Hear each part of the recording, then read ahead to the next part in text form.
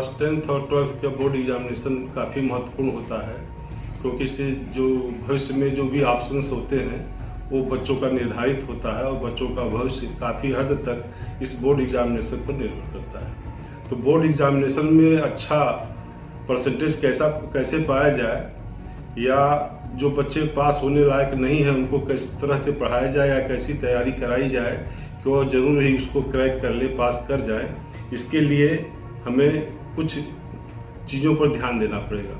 वास्तव बच्चों का पास होना या अच्छा अंक प्राप्त करना, अच्छा परसेंटेज प्राप्त करना, उसमें 3 लोगों का इन्वॉल्वमेंट ज़्यादा है, स्टूडेंट्स का, टीचर्स का और पेरेंट्स का। और तीनों लोगों की अलग अलग भूमिका होती है और तीनों लोगों का आपस में कोऑर्डिनेशन होना भी बहुत ज़रूरी है। अगर तीनों स्टूडेंट, टीचर और पेरेंट्स आपस में कोऑर्डिनेशन के साथ में अपनी अपनी भूमिकाओं को अगर निभाएंगे तो निश्चित ही बच्चा अच्छा अंक प्राप्त करेगा। और अगर कमज़ोर है, किसी भी तरह से एग्जामिनेशन में पास होने की संभावना कम है, तो भी वह निश्चित रूप से वह पास हो सकता है।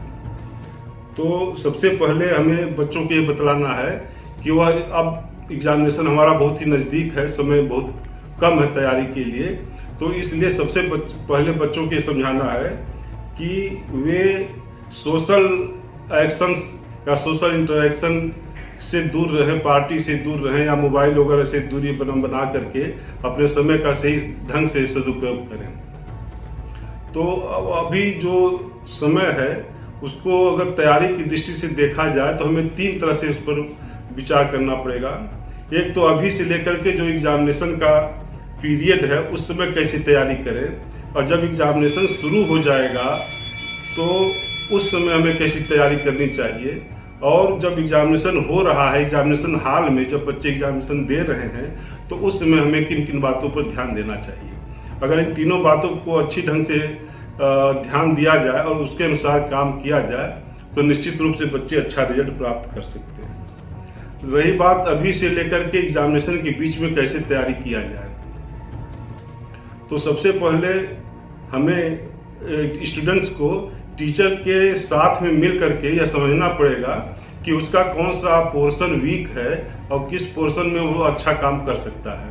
तो जिस पोर्शन में वीक है वह पूरे समय की स्ट्रेटजी को, अगर मान लीजिए अभी से उसका 3 महीने का समय है, तो उस 3 महीने के समय को पूरे विषय में जितने भी सब्जेक्ट्स हैं उनमें कैसे डिवाइड करें और उस सब्जेक्ट में भी जो हमारा वीक पोर्शन है उसको कितना समय दे। तो इस पूरी प्लानिंग करना बहुत जरूरी है और इस प्लानिंग में टीचर की बहुत बड़ी भूमिका होती है, क्योंकि टीचर ही अच्छी ढंग से बतला सकता है कि बच्चे का कौन सा पोर्शन स्ट्रांग है और कौन सा पोर्शन वीक है। और जो बच्चे बहुत ही वीक हैं, जिनके पास होने की संभावना कम है, उनके लिए एक अलग स्ट्रेटजी बनाना पड़ेगा। वह स्ट्रेटजी ये है कि जो पूरा सिलेबस है उनको पूरे सिलेबस की तैयारी नहीं करानी है। जो सिलेक्टेड तैयारी है, जो उसके लेवल की तैयारी है, उसके आधार पर हमने सिलेबस को कम कर देना है, और जो कम सिलेबस है, जो उसके लेवल का सिलेबस है, उसी की तैयारी अगर हम अच्छे ढंग से कराएंगे तो ऐसे कोई भी कारण नहीं है कि बच्चा पास न हो। तो इसलिए हमें अपनी स्ट्रेटजी को इन 2 भागों में बांट लेना चाहिए, कौन स्टूडेंट वीक है और कौन पढ़ने में अच्छा है। तो यहाँ पर टीचर की बहुत बड़ी भूमिका है। तो टीचर को यह बतलाना कि तुम्हारा कौन सा पोर्शन वीक है और कितनी तैयारी करनी चाहिए, यह बतलाना बहुत ही जरूरी है। दूसरी बात है कि तैयारी कैसे किया जाए। तो जो बच्चों ने पूरे साल भर पढ़ा है उसका तो उनका अपना एक नोट्स होगा ही, लेकिन इस समय जो वह नोट्स बनाएंगे, वह नोट्स बनाते समय एक शॉर्ट नोट भी उनको बनाते रहना चाहिए। जो भी मान लीजिए टॉपिक पढ़ रहे हैं तो उस टॉपिक को पढ़ते हुए उसका एक शॉर्ट नोट बनाना चाहिए। और दूसरा बात यह है कि जो उनका पुराना नोट है या जो उनकी बुक्स हैं, उनको जो भी इम्पॉर्टेंट पॉइंट्स हैं उनको अंडरलाइन करते जाना चाहिए या हाइलाइटर से उसको हाईलाइट करना चाहिए। तो उसका बाद में रिवीजन के समय में बहुत ही अधिक उसका उपयोग होता है, क्योंकि रिवीजन के समय में एग्जामिनेशन के पहले हमारे पास कम समय होता है, इसलिए उस हाइलाइटर के माध्यम से या जो अंडरलाइन किए हुए इम्पॉर्टेंट पॉइंट्स हैं उनके माध्यम से उसको हम रिवाइज कर सकते हैं। तो इसलिए नोट्स को शॉर्ट नोट बनाना और हाइलाइटर और अंडरलाइन में इम्पॉर्टेंट पॉइंट्स को करते जाना यह बहुत जरूरी होता है। तीसरा ये है कि जो भी टॉपिक से संबंधित फार्मूला हैं उनको एक जगह कंपाइल करना बहुत जरूरी है। एक टॉपिक का फार्मूला एक जगह कंपाइल कर लेना चाहिए, तो बाद में जो फार्मूला का रिवाइज करते समय बहुत ही अधिक उपयोग होता है वह करना चाहिए। तो इस आधार पर हमें तैयारी करनी चाहिए। और जो वीक स्टूडेंट्स हैं उनको केवल जो टॉपिक लिमिटेड है उनका ही शॉर्ट नोट बनाना चाहिए, उनके ऊपर ही हाइलाइटर वगैरह का यूज करना चाहिए और उन्हीं का फार्मूला बनाना चाहिए। तो इस तरह से अलग अलग बच्चों के जो मेंटल या इंटेलेक्चुअल लेवल है या उनके जो पढ़ाई का स्तर है उसके अनुसार अगर तैयारी कराई जाएगी तो बच्चे निश्चित रूप से उसमें अच्छा कर सकते हैं। दूसरा कि जो यह समय है उस समय सैंपल पेपर्स का सॉल्व करना बहुत ही जरूरी है। जो भी सैंपल पेपर्स हैं कम से कम 2 या 3 सैंपल पेपर्स प्रत्येक सब्जेक्ट का सॉल्व करना जरूरी है। और दूसरी बात यह है कि 5 to 10 इयर्स जो बोर्ड एग्जामिनेशन के पेपर हैं, तो जो बोर्ड एग्जामिनेशन का पेपर है उसको 5 to 10 इयर्स में जितना भी अधिक से अधिक हो सके उसको हमें सॉल्व करना चाहिए, तो इससे हमें अच्छा अंक प्राप्त कर सकते हैं। और जो हम सैंपल पेपर्स या बोर्ड पेपर्स सॉल्व करेंगे उसमें हमें यह भी ध्यान देना है कि जो वीक स्टूडेंट्स हैं उनको सैंपल पेपर या बोर्ड के पेपर का वही भाग सॉल्व कराया जाए जो कि उनके लिए पढ़ना जरूरी है। पूरे सैंपल पेपर को या पूरे बोर्ड पेपर को सॉल्व नहीं कराना चाहिए उन बच्चों को जो कि वीक है। तो इस तरह से। और दूसरी बात यह है कि कम से कम 2 या 3 बोर्ड के जो पेपर्स हैं उनको समय को ध्यान में रखते हुए सॉल्व करना चाहिए। यह मान करके कि हम एग्जामिनेशन हॉल में बैठे हुए हैं, हमको बोर्ड पेपर मिल गया है, तो जो भी समय है 3 घंटे का, उस 3 घंटे के अंदर ही हमें सॉल्व करने का प्रयास करना चाहिए। इस तरह से 2 या 3 बोर्ड के पेपर्स को आइडियल एक एग्जामिनेशन हॉल के रूप में अपने को मान करके कि हम बैठे हुए हैं उस तरह से उसको सॉल्व करना चाहिए। तो इससे हमें एग्जामिनेशन के समय में जो एक तनाव की संभावना रहती है वह नहीं रहेगी।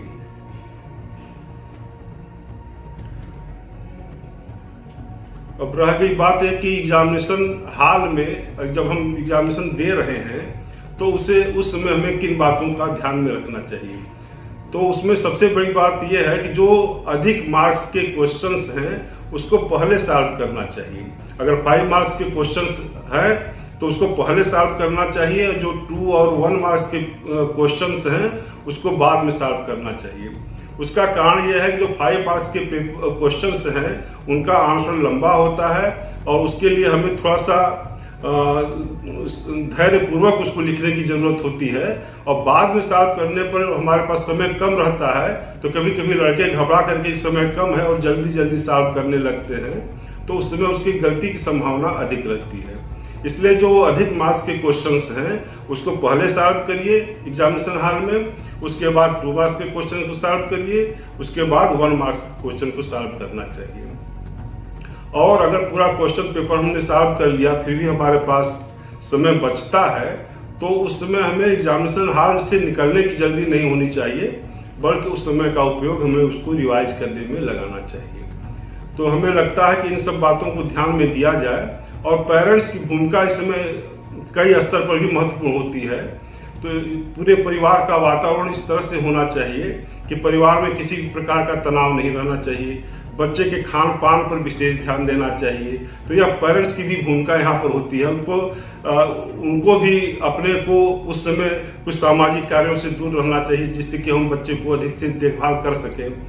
तो और बच्चे का किसी भी प्रकार से डिस्ट्रैक्शन न हो इस पर भी ध्यान देना चाहिए। तो पेरेंट्स की भूमिका बच्चे के मानसिक संतुलन पर और परिवार के जो वातावरण है उसको खुशनुमा बनाने में रहना चाहिए, जिससे कि बच्चे का एक स्वस्थ मस्तिष्क से वह एग्जामिनेशन हॉल में जाए। तो हमें लगता है कि इन सब बातों को अगर ध्यान में दिया जाए तो काफ़ी अच्छा अंक प्राप्त कर सकते हैं। जो भी बच्चे हैं उनमें कम से कम 10% या 20% का ऐड हो सकता है। और जो बच्चे बहुत ही वीक हैं वह निश्चित रूप से पास हो जाएंगे। और इसमें दूसरी एक सबसे महत्वपूर्ण बात और भी ध्यान देने की है कि जो हमारा मेंटर है, जो हमारा टीचर है, उससे आपको एग्जामिनेशन के पहले तक हमेशा संपर्क में बनाए रखना चाहिए। आप टीचर के से संपर्क मत दूरी बनाइए।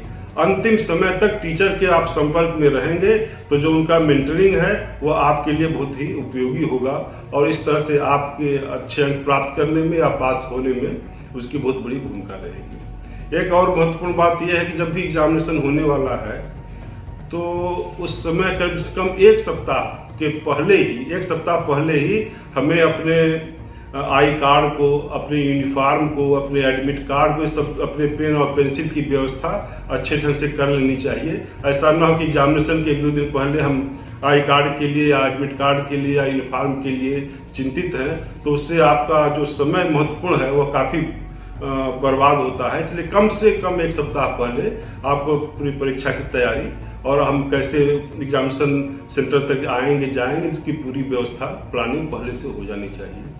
तो हम समझते हैं कि इतना होने से बच्चों का रिजल्ट अच्छा रहेगा और हम आने वाले बोर्ड की एग्जामिनेशन के लिए बच्चों को अपनी शुभकामना व्यक्त करते हैं। धन्यवाद।